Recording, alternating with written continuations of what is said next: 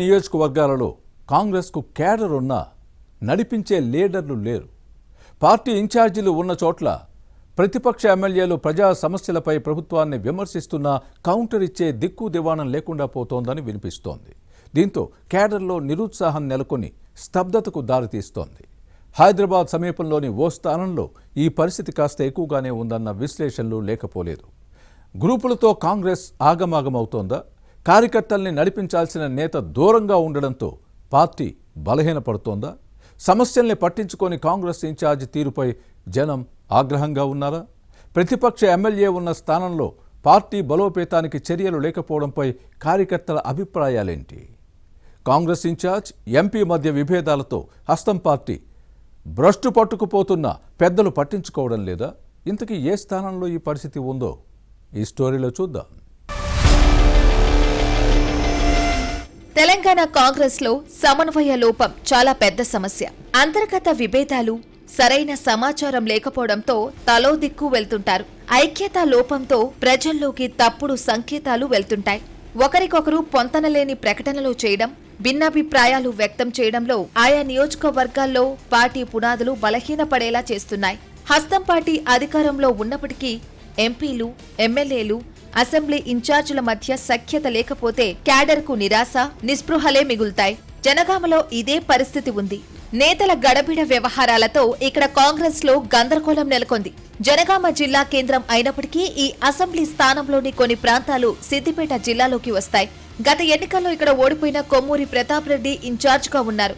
కొన్ని స్థానాల్లో పార్టీ బాధ్యతలను చూస్తున్న నేతలే షాడో శాసనసభ్యులుగా వ్యవహరిస్తున్నారు. కానీ కొమ్మూరి మాత్రం ఇందుకు భిన్నం. తన రూటే సపరేటు అన్నట్టుగా ఉంటుంది ఈ నేత తీరు. తన మార్క్ రాజకీయాలు చేయకుండా ఇటు ప్రజలు, అటు కాంగ్రెస్ కార్యకర్తలకు అందుబాటులో లేకపోవడంతో అసంతృప్తి పెరిగిపోతోంది. చేర్యాల, కొమరువల్లి, మద్దూర్, దూల్మిట్ట మండలాల్లో కొమ్మూరి ప్రతాప్ రెడ్డి, భువనగిరి ఎంపీ చామల కిరణ్ కుమార్ రెడ్డి మధ్య నడుస్తున్న వర్గపోరు కాంగ్రెస్ ప్రతిష్టతకు అవరోధంగా మారుతోంది. అధికార కార్యక్రమమైనా, పార్టీ ప్రోగ్రాం అయినా ఒక వర్గం వస్తే మరో గ్రూప్ దూరంగా ఉంటుంది. పరస్పరం పరోక్షంగా విమర్శించుకోవడంతో కాంగ్రెస్ క్యాడర్ కు సమస్యలు తప్పడం లేదు. జనగామ నియోజకవర్గంలోని కొన్ని ప్రాంతాల్లో కాంగ్రెస్ బలంగా ఉన్న నేతల కుమ్ములాటలతో బలహీనపడే పరిస్థితులు వస్తున్నాయి. క్యాడర్ క్రియాశీలకంగా ఉన్నప్పటికీ నాయకత్వ లోపం కనిపిస్తోంది. దీంతో ప్రతిపక్ష బీఆర్ఎస్ మరింత బలపడుతూ అన్ని విషయాల్లో పైచేయి సాధిస్తోంది. కాంగ్రెస్ అధికారంలో ఉన్నా తమకు సరైన గుర్తింపు లేదని ఈ ప్రాంత నేతల ఆవేదన. పార్టీ కోసం పనిచేసి నాయకులను పక్కనబెట్టి ఇతర పక్షాల నుంచి వచ్చిన వారికి నామినేటెడ్ పదవులు ఇప్పించుకుంటున్న జనగామ కాంగ్రెస్ ఇన్ఛార్జ్ కొమ్మూరి ప్రతాప్ రెడ్డి తీరుపై క్యాడర్ ఆగ్రహంగా ఉంది.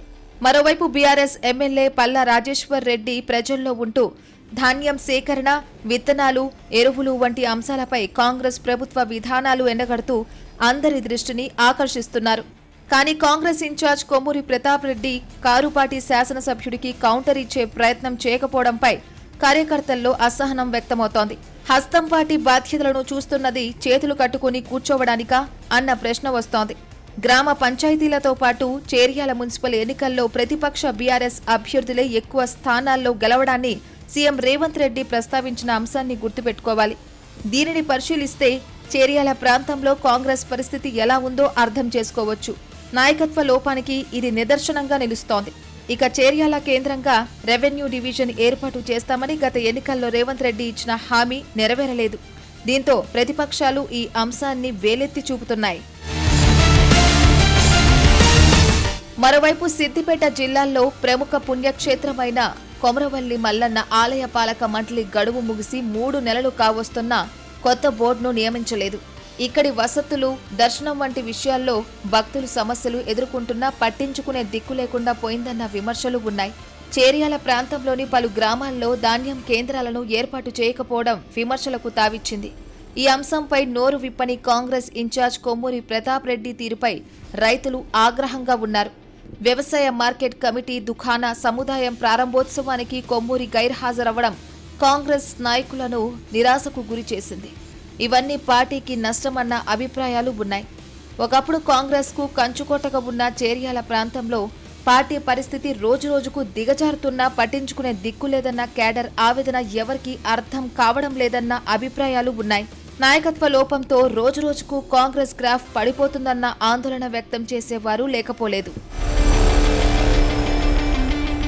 పార్టీ పరిస్థితిని టీపీసీసీతో పాటు పాలక పెద్దలు పట్టించుకోకపోవడాన్ని కేడర్ తప్పుపడుతోంది. ఇదే విధానం కొనసాగితే ఎంపీటీసీ, జెడ్పీటీసీ ఎన్నికల్లో కాంగ్రెస్కు నష్టం జరిగే అవకాశాలు లేకపోలేదన్న అభిప్రాయం ఉంది.